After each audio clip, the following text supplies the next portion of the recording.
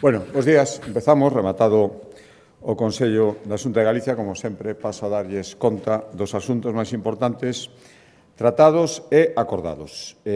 O primeiro asunto non é un acordo, é un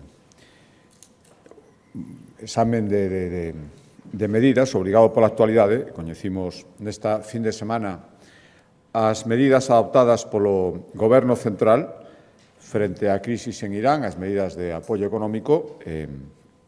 O Consello da Xunta de Galicia coñeceu un informe elaborado de urxencia pola Consellería de Facenda sobre o impacto que estas medidas teñen en Galicia. Somos absolutamente conscientes, dixémolo dende o principio, fomos a primeira comunidade en reunirnos cos principais clústeres industriales e logísticos para analizar o posible impacto e as medidas a tomar.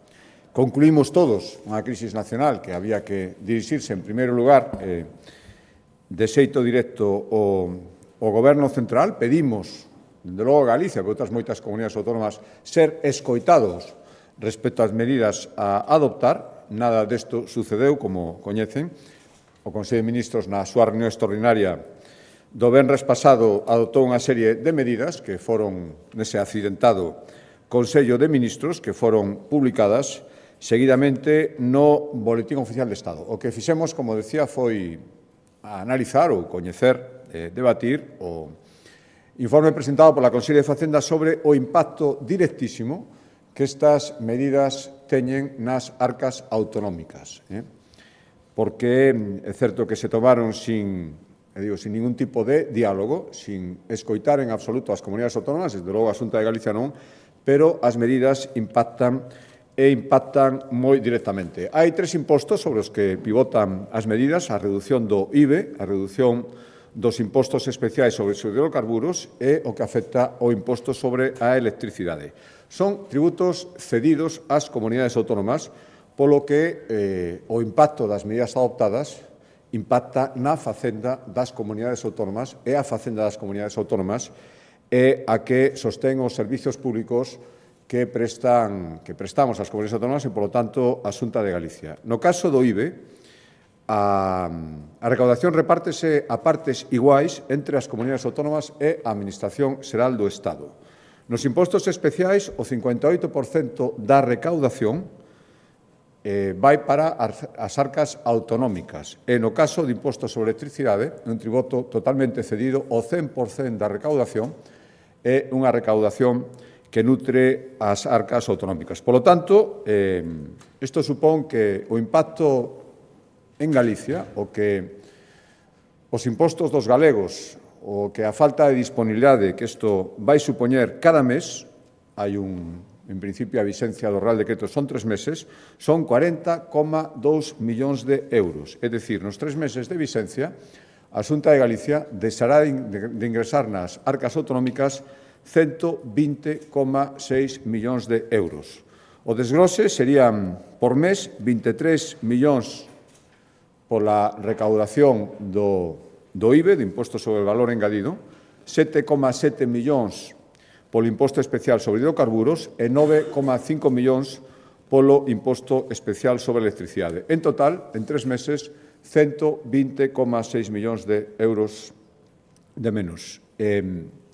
Somos perfectamente conscientes de que era necesario adoptar medidas, somos perfectamente conscientes de que as persoas neste momento necesitan que se lles axude unha disminución nos costes, pero tamén creo que todo o mundo é perfectamente consciente de que se un esforzo compartido, primeiro, o lóxico era telo debatido, non coñecelo como se coñeceu o venres, e en todo caso, os galegos teñen que saber que a aportación de Galicia a este esforzo non é un esforzo do Goberno central, é un esforzo das persoas cos seus impostos, pero a baixada de recaudación durante os 3 meses de impacto, e sempre que se mantiveran estas medidas, sería 120,6 millóns de euros cos que se sosteñen os servizos públicos. Por lo tanto, Galicia aporta 120,6 millóns de euros a este esforzo que hai que facer nestes momentos. Pasando a asuntos ordinarios, o primeiro, Consellería de Cultura, ten que ver con un asunto que Coñecimos, é o Pazo de Meirás, coñecimos a sentencia do Supremo hai poucos días, celebrámolo, fomos coadyuvantes, apoyamos o Goberno Central, que era quen tiña a legitimación activa para intervir en todo momento, e agora, coñecida esa sentencia, hai que avaliar os seguintes pasos a dar. Ao primeiro, xa como anunciaba no anterior Consello da Xunta, hoxe acordamos comunicarlle a Avogacía do Estado a nosa intención de sumarnos o recurso sobre a indemnización en caso de que finalmente a Avogacía do Estado, o Goberno Central, decida presentalo. Por tanto, analizado polos servizos jurídicos, entendemos que procede e se quen ten a legitimación, a capacidade para poder presentalo e decide facelo, a Xunta de Galicia sumaríase, como viñemos facendo ata agora, en todo o proceso. Outro acordo tomado hoxe sobre o Pazo de Meirás é volver a reiterarlle ao Goberno Central o que xa acordamos no seu momento, que unha vez que quede resolta definitivamente a situación judicial do Pazo, a expensas deste recurso sobre a indemnización, hai que permitir, e se pode ser antes, que creemos que sí, as visitas públicas na totalidade do edificio e instar ao Goberno Central a que realice as obras necesarias para garantir a conservación baixo este novo réximen de acceso público. Unha vez que estes traballos estean rematados, o acordo que tomamos hoxe é manifestarlle outra vez ao Goberno Central a intención da Xunta de facerse cargo da xestión do Pazo de Meirás. Hai que valorar a fórmula máis axeitada, podería ser unha cesión, unha transferencia de titularidade, só quería que falar, pero en todo caso a Xunta de Galicia quere xestionar o Pazo. Polo tanto, había un plan de usos do ano 2020, o que imos facer agora para ir gañando tempo, renovar, adaptalo ás novas circunstancias, se o que houbera que facelo, pero en canto estean rematadas esas obras, e de acordo co plan de usos reformado, a Xunta de Galicia postúlase, manifestou, os acordamos, dirixirnos ao Goberno Central para decirlle que, dende a Consellería de Cultura, xestionaríamos a nova vida deste Pazo, o novo acceso libre á ciudadanía galega, logo desa sentencia que celebramos todos hai uns días. Outro acordo, tamén da Consellería de Cultura, é aprobar unha liña de axudas, continuar, en realidade, porque vimoslo facendo nos últimos anos, para apoiar a rodaxe de películas e series en Galicia. Acordamos destinar esta liña de axudas 2,2 millóns de euros. Poderá haber unha axuda máxima por rodarse ata 350.000 euros en función da serie de circunstancias, pero en todo caso hai unhas condicións mínimas para acceder a estas axudas, que sería un gasto mínimo derivado da rodaxe na nosa comunidade autónoma de 1 millón de euros para poder acceder a esas axudas, que digo, irían aumentando en función do que aumente o gasto que se vai a facer aquí, e unha duración de polo menos 20 días, é dicir, ten que ser un rodaxe regular, non moi esporádico. Con esas dúas condicións, iríanse graduando ata esgotar eses 2,2 millóns de euros para que se sigan facendo rodaxes de películas e de series en Galicia. Cambio de acordo con Consellería de Medio Ambiente. Recordarán que hai unhas semanas anunciábamos aquí un investimento ata o ano 2030 de 65 millóns de euros en medidas para previr reducir o risco de inundación, sempre necesarias, moitísimo máis, despois dos acontecementos que hubo que vivir noutros lugares de España. Contamos con un sistema en funcionamento absolutamente punteiro de alerta témpera, o chamado sistema Merlin, que integra datos meteorolóxicos, datos hídricos e datos hidrolóxicos de comportamento dos ríos, tanto precipitacións como comportamento dos ríos. Temos investido, ademais, 700.000 euros en mellorar aínda máis este sistema Merlin para poder ofrecer datos en tempo real da situación das concas dos ríos e para poder previr, posible con este sistema, a 3 días vista, posibles desbordamentos para poder adoptar as correspondentes alertas e actuacións preventivas. Queremos seguir ampliando este sistema de predición con recollida de datos en máis puntos. E isto o que supón é manexar cada vez máis datos, un enorme volumen de datos que é o que permite esta precisión e antelación para saber o que pode pasar.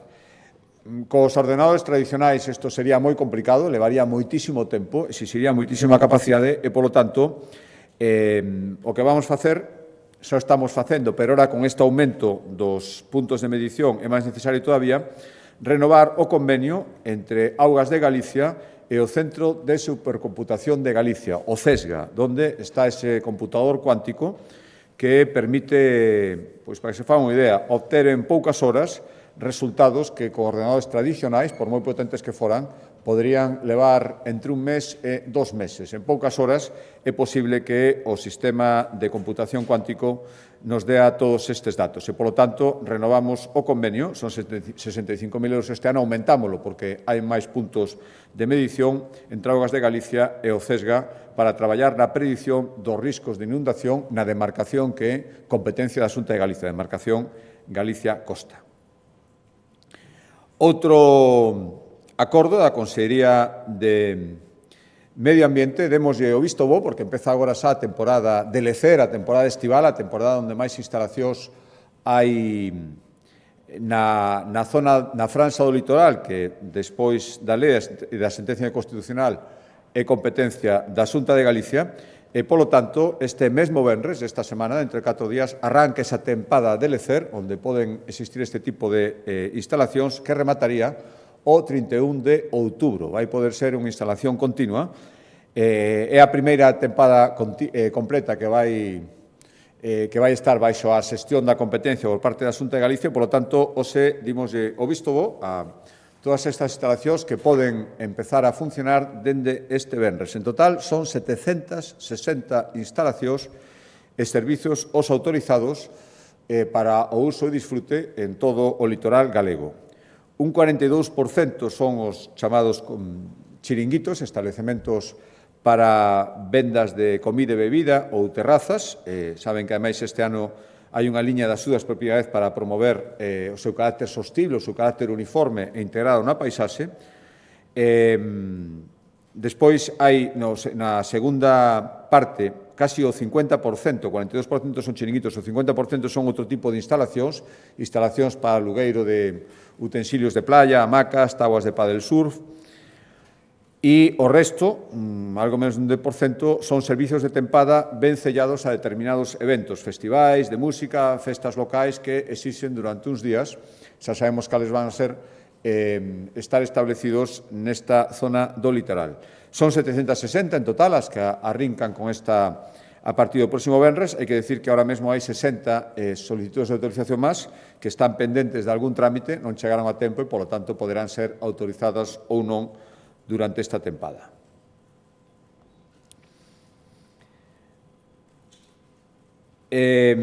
A proposta da Axencia Galega de Turismo, dentro dos preparativos que estamos facendo para o Xacobeo do ano 27, hoxe aumentamos a rede pública de albergues. Actualmente son alrededor de 75 alosamentos, 3.000 prazas. Levamos tempo favorecendo máis iniciativa privada que establecendo albergues públicos, pero ali onde non se produce e creemos que é necesaria, todavía se siguen promocionando ou investindo neste tipo de instalacións. É o que se refire a este acordo.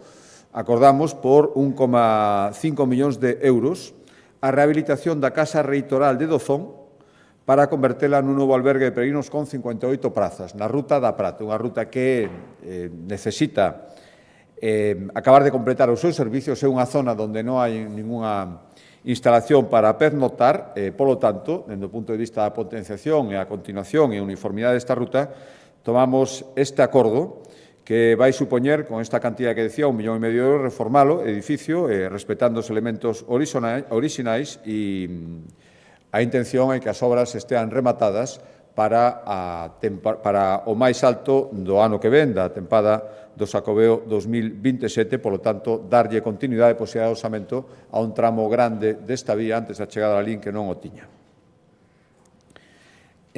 Cambio de Consellería, proposta da Consellería de Sanidade, hoxe investimos 11,5 millóns de euros na que vai ser a primeira. Saben que estamos implantando o sistema de compra centralizada que permite aforros, neste caso, por exemplo, o aforro vai ser de 300.000 euros por ano, suministros para a sanidade pública que permiten este sistema de compra para todas as áreas sanitarias, permite aforros importantes sin disminuir a súa calidade e a súa seguridade sanitaria. Como decía, son 11,5 millóns de euros para dispositivos destinados ao tratamento da dor crónica e grave, dispositivos que se utilizan cando outros sistemas xa non funcionan, os pacientes, os doentes xa non responden a outro tipo de terapias de tratamento da dor, entran en xogo estes dispositivos. Son basicamente dous, os chamados bombas intratecales, se implantan a médula espinal, suministran analxéticos de forma xa absolutamente directa, e os neuroestimuladores que se implantan baixo a pel e tamén permiten reducir a dor de tipo máis crónico. O contrato ten unha duración de 2 anos, 11,5 millóns de euros, compra centralizada, aforro de 300.000 euros ao ano. Cambio de acordo, a proposta da Consellería... a proposta, si, isto é outro balance, non un acordo, que presentou o Consello de Costas, que presenta a Consellería de Facenda, preséntase todos os anos respecto á aplicación das medidas que recomenda o Consello de Contas respecto á xestión da Xunta de Galicia. Xa digo que este é un informe que presentamos periódicamente. Este corresponde ao último informe que fixo o Consello de Contas sobre a xestión do 25. Este informe o que acredita é que a Xunta aceptamos o 91% das recomendacións e suxestións que fixo o Consello de Contas. Hai un 9% que, por diferentes razóns, entendemos que non resultarían de aplicación. Pero ese 91%, agora mesmo, o 62% dese 91%, 6 de cada 10 medidas das que aceptamos, xa están implantadas e o resto están en proceso de implantarse.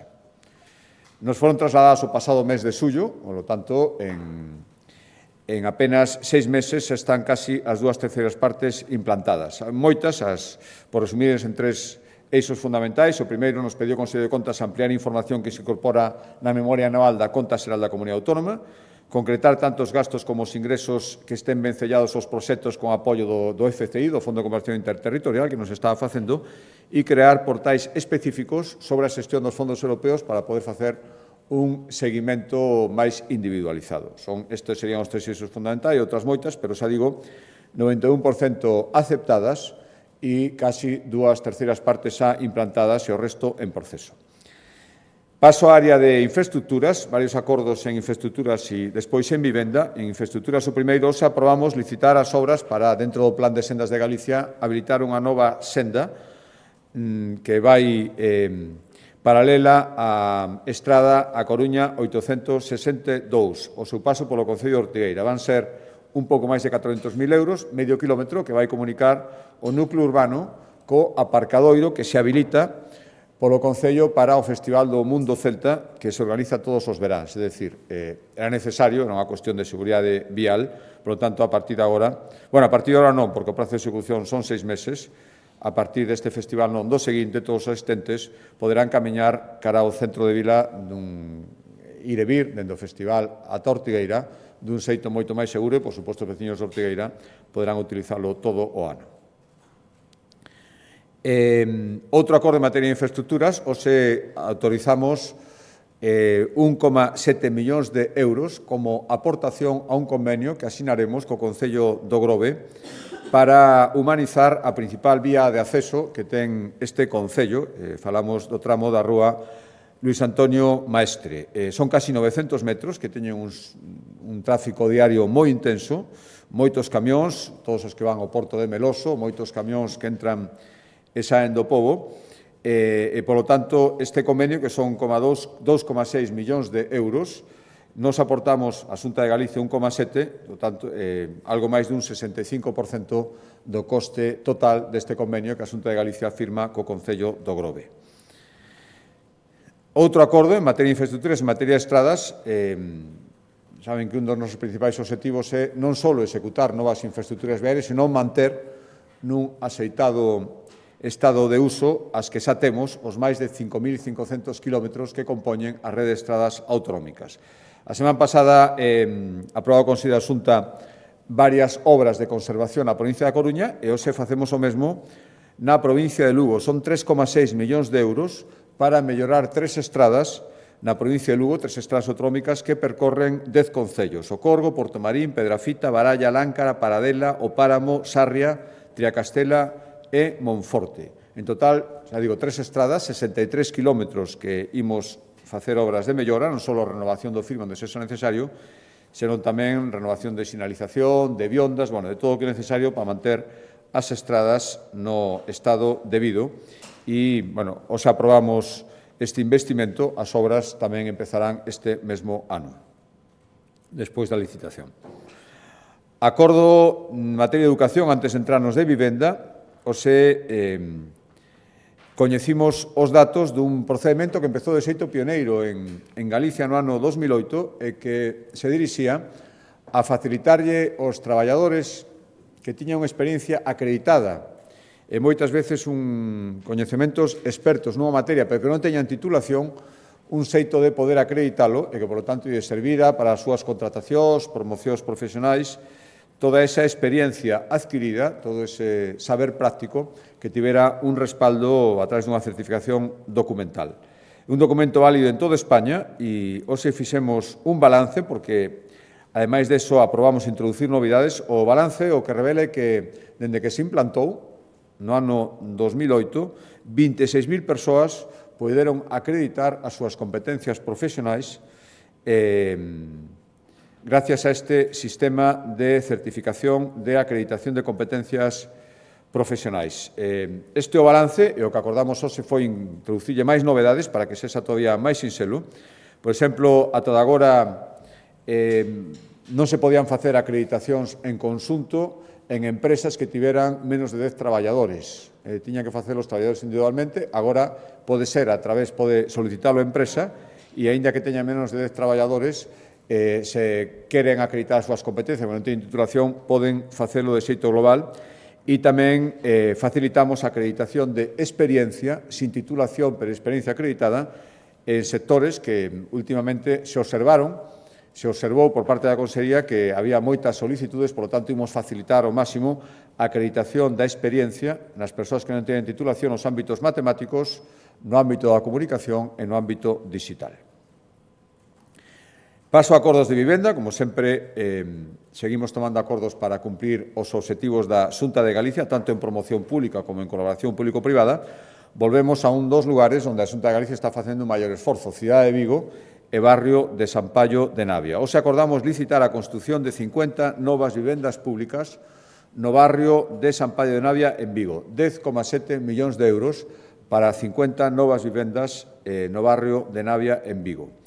Con isto son xa a previsión de promoción pública en Navia son casi 1.600 vivendas. Con o acordo que tomamos hoxe xa están en marcha, algunhas avanzadas está de construción, outras acordamos hoxe a licitación da construción, 920 das casi 1.600 comprometidas, é algo máis da mitade.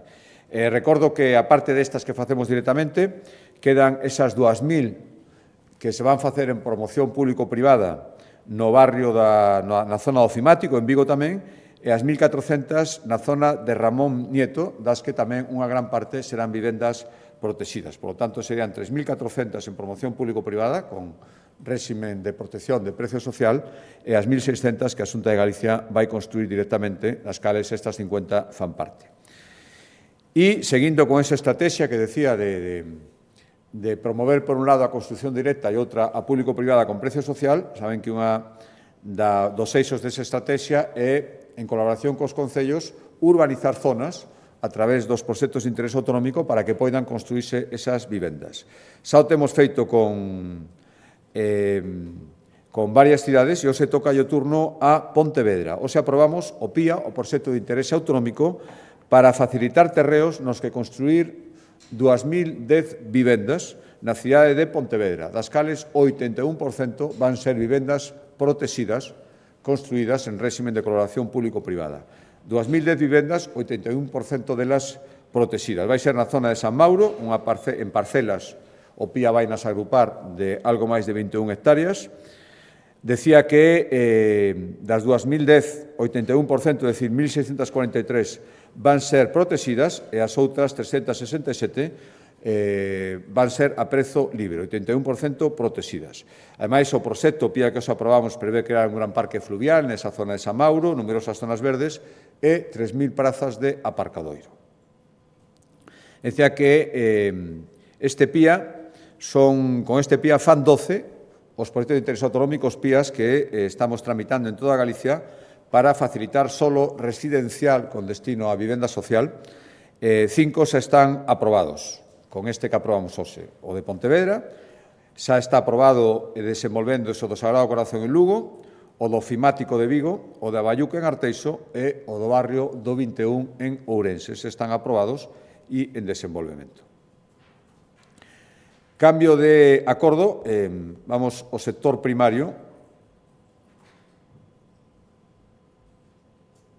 Sí, quedan os últimos acordos son do sector primario, un de medio rural relacionado con todo o que ten que ver coa prevención, coa preparación, prevención que xa se está facendo agora con todos os desbroces e tamén preparación do dispositivo de cara á tempada de máis alto risco de incendios forestais. Estamos rematando o mes de marzo e, polo tanto, é o momento de empezar a telo todo xa completamente disposto. O primeiro, como saben, incrementamos un 50% nos orzamentos deste ano 2026 a partida destinada á prevención de incendios forestais. Superamos os 75 millóns de euros.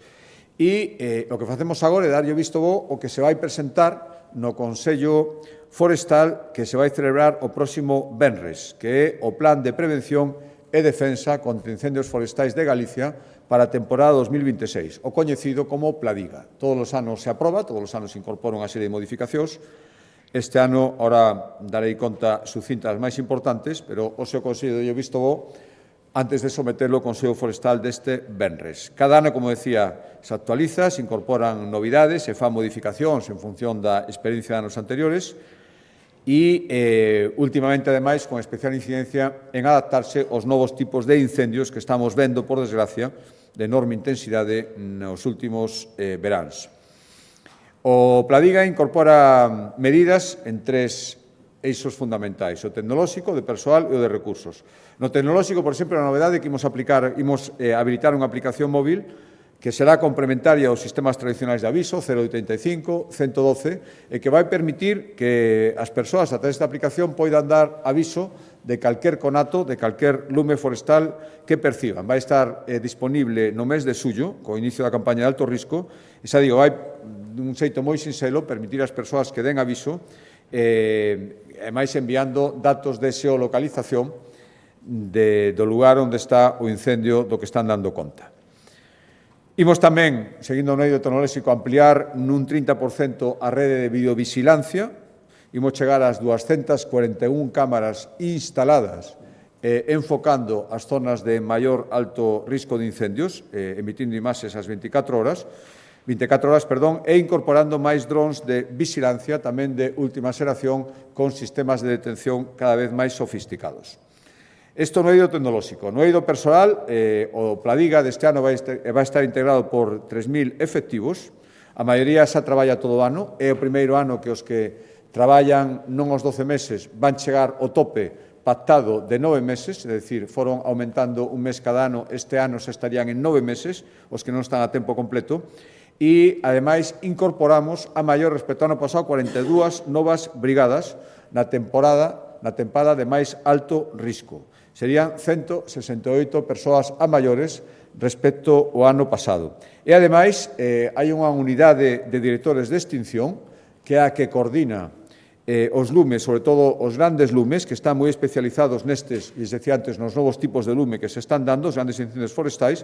Esta unidade, ata agora, tiña 6 expertos, máis que duplica os seus efectivos, despois das formacións que se foron facendo nos últimos tempos, e esta unidade de directores de extinción para os grandes lumes pasa de 6 a 15 efectivos, de 6 a 15 expertos. E en recursos, ademais de todos os recursos terrestres e aéreos, aumentan, era un dos compromisos tamén acadados, vai haber 3 avións a maiores de carga en terra e tamén un helicóptero pesado a maiores. Por lo tanto, 4 novos medios aéreos que se engaden os que xa viñan traballando o ano pasado.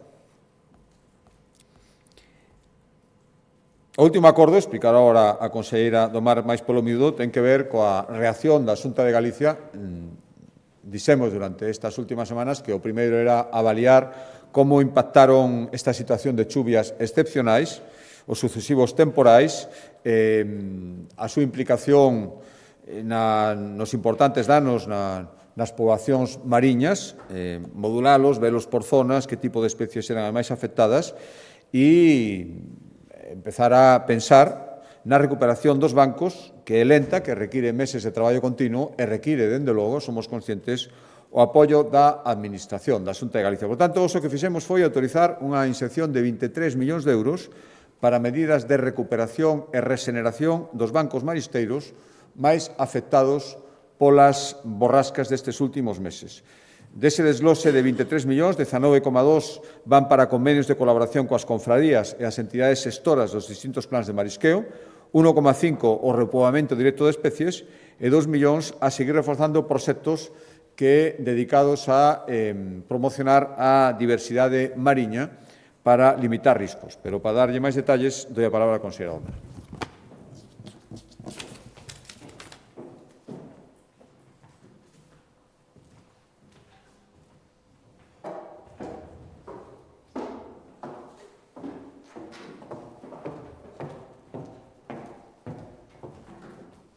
Boa tarde a todos.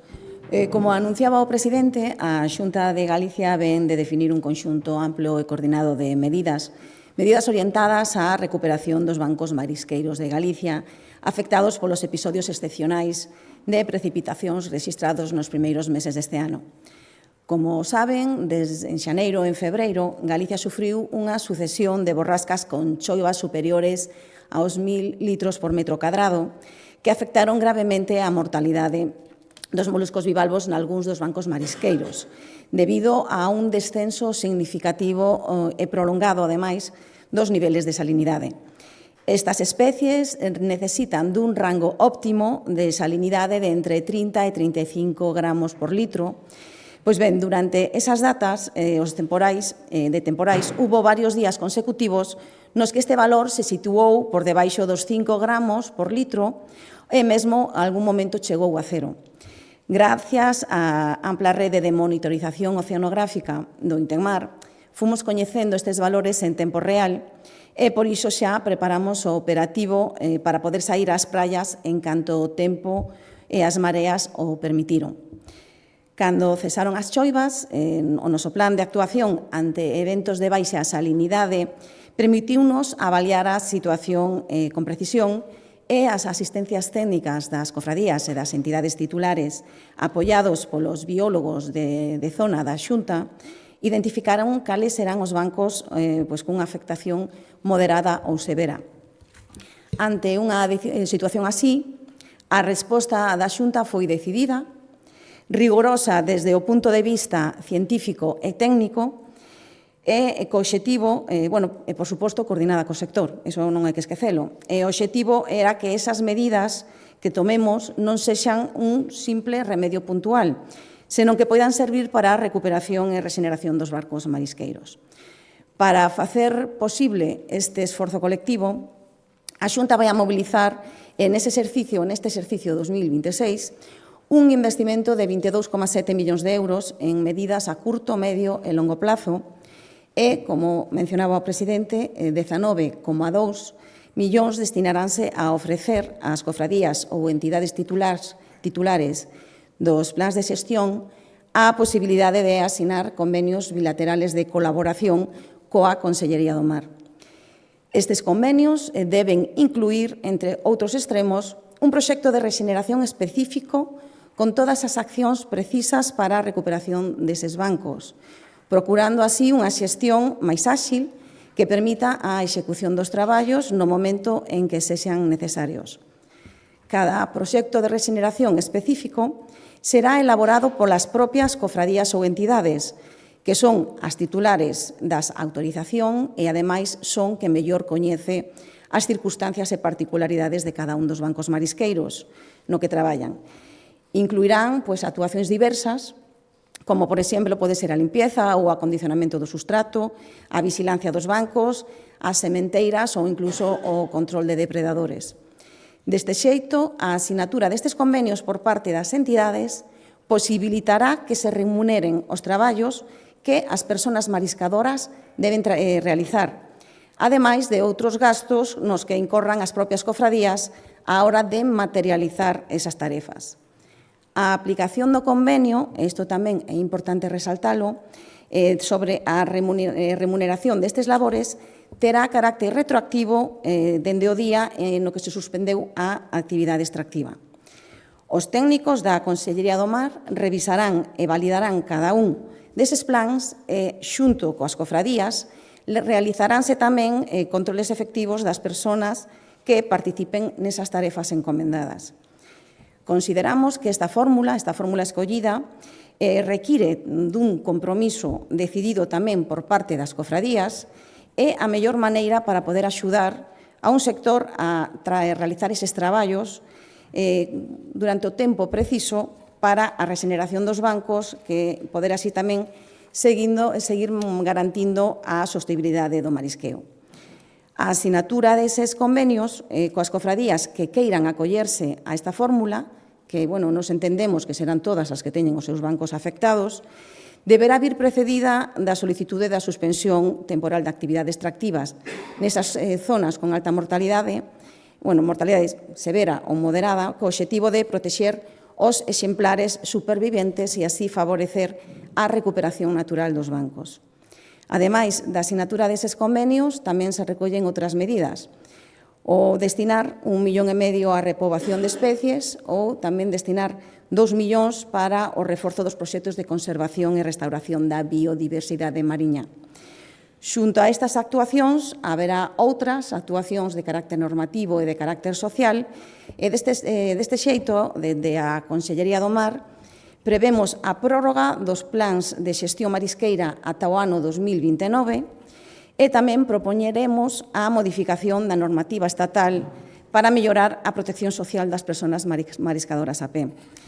Así mesmo, xa iniciamos outras accións, como solicitar a exención das cuotas da Seguridade Social para as profesionais afectadas pola suspensión da actividade. Tamén puxemos en marcha a elaboración do Plan de Acción do Marisqueo 2630. Tamén estamos traballando para o desenvolvemento dun xemelgo digital ou o impulso de sistemas de preengorde de semente ou a posta en funcionamento da hatchery do Vicedo. En definitiva, con todas estas medidas, a Xunta de Galicia reafirma así o seu compromiso co sector marisqueiro, ofrecendo unha resposta integral que combina medidas ambientais, económicas e sociais cun obxectivo claro, que é acelerar a recuperación da productividade dos bancos marisqueiros e garantir a sustentabilidade e a estabilidade das persoas mariscadoras.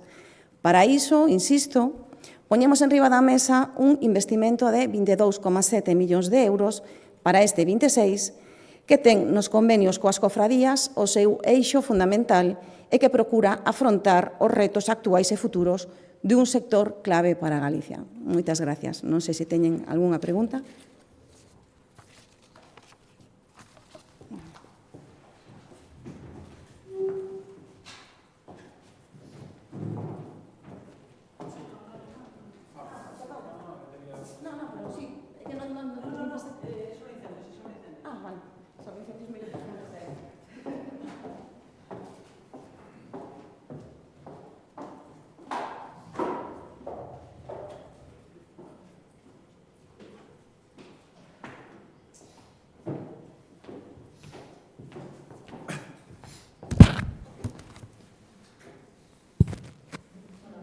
Hola.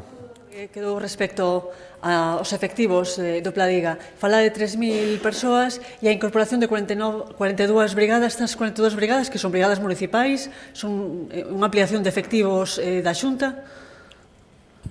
No, en principio son efectivos a maiores que metemos, saberemos. De todas maneiras, eso hai que esperar, incluso no Consello Forestal, a ver a disposición dos concellos a incorporar medios propios. Senón, en principio está preparada esa cobertura a maiores. Se despois ten que vir dos concellos, ten que vir na Xunta de Galicia, verémoslo en función da disposición. Pero se non, a Xunta de Galicia os cubriría.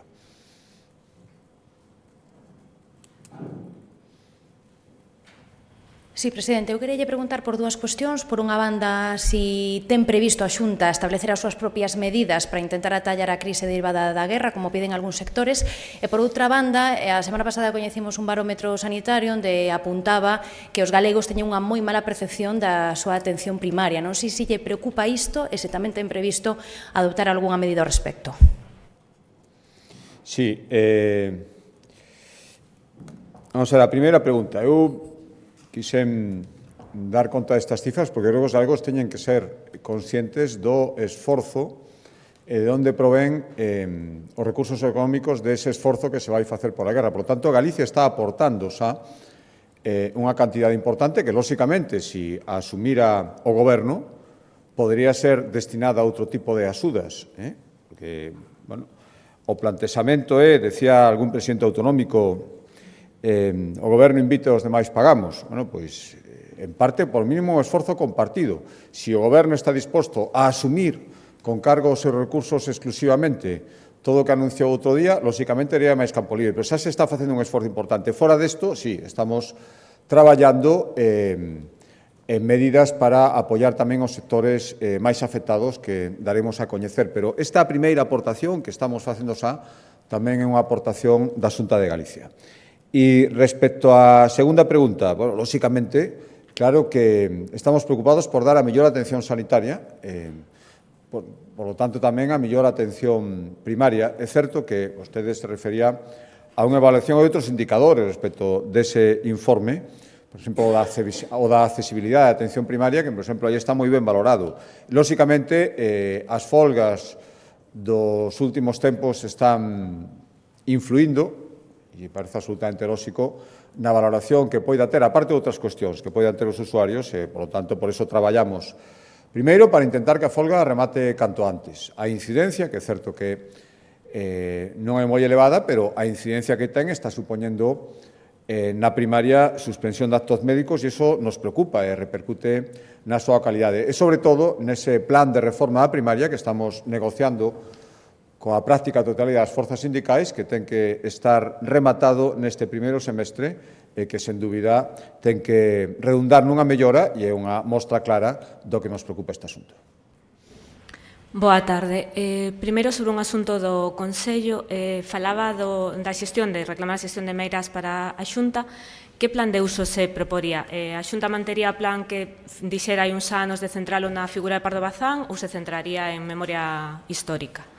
E despois, sobre outros asuntos, despois das queixas, houve varias críticas, e houve, en concreto, críticas das AMPAs sobre o nomeamento do xefe provincial na Coruña para a Educación. Dixeron que non era un perfil idóneo. Repensa con este tipo de manifestacións este nomeamento? Seguindo con nomeamentos, vostede mesmo xustificou a elección, o rexeitamento, o candidato do BNG para vicevaledor do Pobo, con que é un perfil activista. Queríalle pedir que se estenda sobre isto. Cal é o problema con que a xente poida ser activista de algunha causa e por que iso pensa vostede que implica que non vai actuar con objetividade ou con imparcialidade? Gracias. A primeira pregunta. Hai un plan de usos do ano 2020, non me engano, que, lóxicamente, o paso dos anos, máis de 5 anos, pode obligar a algunha reformulación. É o que decía que xa estamos traendo en paralelo. De logo, a idea da Xunta de Galicia é facerlle honra e poñer de manifesto toda a trayectoria do Pazo, que ten unha longa historia e, polo tanto, está vinculada, por suposto, á Condesa de Pardo Bazán, está vinculada tamén á memoria histórica e o que queremos é que ese plan de usos reflicta todo. Unha cousa non pode ser excluinte da outra. E creo que todo ten cabida e creo que, igual que a sociedade galega é plural e aberta, tamén o é para disfrutar deste BIC, pero que ten un especial significado en toda a súa plenitude, sendo fiel a toda a súa historia. Respecto á segunda pregunta, era sobre o nomeamento do director territorial. Cal era a outra? Perdón. Sí.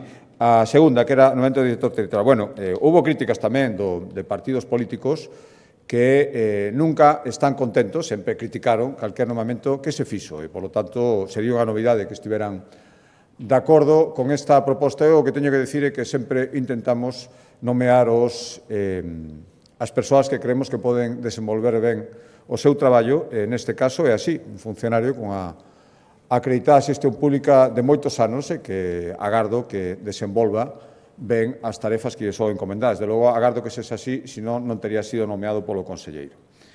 E terceiro acordo, bueno, sempre non vou aportar ninguna novidade sobre un tema, estes postos se consensúan, iso é o normal, é o que non se fixo, que non ten ningún sentido é pretender que se consensúe o posto principal que o da valedora, como así se fixo, e nos fixemos unha proposta buscando o consenso e despois pensar que no outro non hai por que buscalo, porque algúns pensan que ten que ser o que les decidan e xa está, é simplemente iso. Creemos que non é a persoa idónea pola súa actividade anterior cando ten que pasar a un posto que ten que amosar absoluta imparcialidade moi legitimamente na súa etapa anterior non o fixo e, polo tanto, agora pretender pasar directamente a un posto no que se vai exixir, bueno, simplemente o que queremos é alguén que de principio a fin non teña ningún tipo de condicionante en ese sentido. É tan sinxelo como consensuar. Cando non se quere consensuar e se quere impoñer, pois entón pasan estas cousas. Eu lamento moitísimo que non se entenda que o mesmo que fixo o Partido Popular, o Grupo Parlamentario Popular, con maioría, consensuar este nomamento, non se quera facer agora. Había que preguntar aos que non queren facelo por que é así.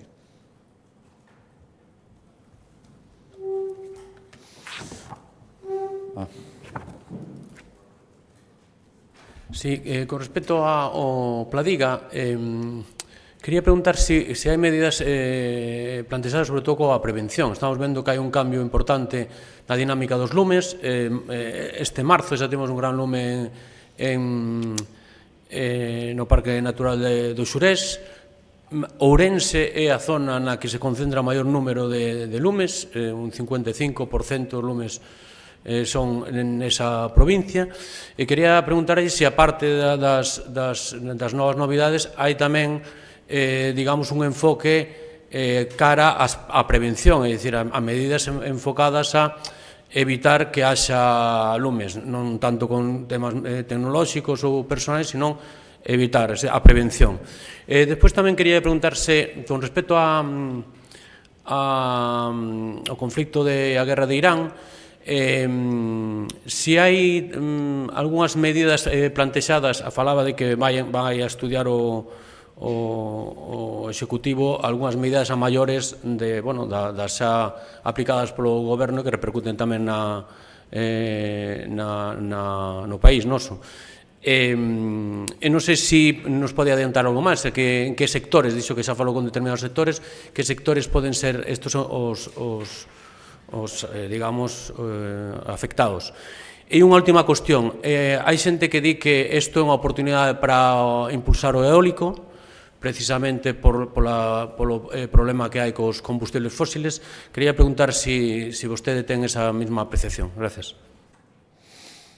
Sí, bueno, a primeira pregunta, que xa estamos traballando. Gran parte do aumento orzamentario moi importante, o que lles daba conta cando informaba deste asunto, ven da prevención. Xa están en marcha moitas actividades de limpeza de franxas agora mesmo. A maioría dos concellos adheriron a ese convenio que anunciábamos despois da ola de lumes, e creo que nesto hai que traballar especialmente. Eu falaba das medidas, o Pladiga é sobre todo referido a tempada os meses de máis risco, onde aí teñen que haber efectivos de extinción, efectivos de vixiancia, todo iso, pero todo o traballo de prevención xa se está facendo agora. Eu teño que decir que, con algunha excepción, a maioría dos concellos entenderon que, ademais, coa axuda da Xunta de Galicia, que xa digo, investiu, aumentou moito o investimento para, o dixemos, sabíamos que os concellos directamente e por si solos tiña moi complicado facer toda esa limpeza, e o que se está facendo